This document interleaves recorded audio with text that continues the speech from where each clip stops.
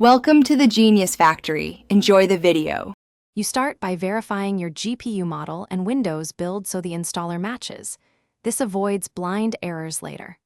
Once done, free at least 500 MB and ensure a 10 Mbps or faster connection to prevent corrupted downloads.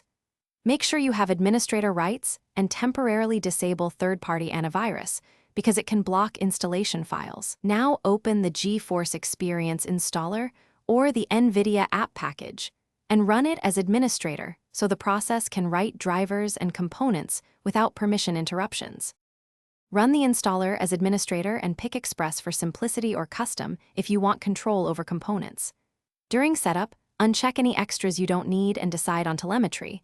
Opting out reduces data sharing but doesn't affect core features. The installer will fetch drivers and the app. Once drivers install, restart the PC to finalize driver binding.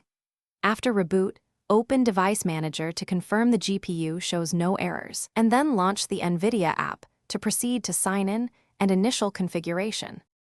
Complete setup by signing into your Nvidia account so you get optimal updates and features. Enable auto update if you want hands-off maintenance. Configure game ready, shadow play, and in-app overlays to your preference, and run the built-in update check to confirm everything is current. If the app fails or drivers cause instability, use Device Manager to roll back or perform a clean uninstall and reinstall using the in safe mode.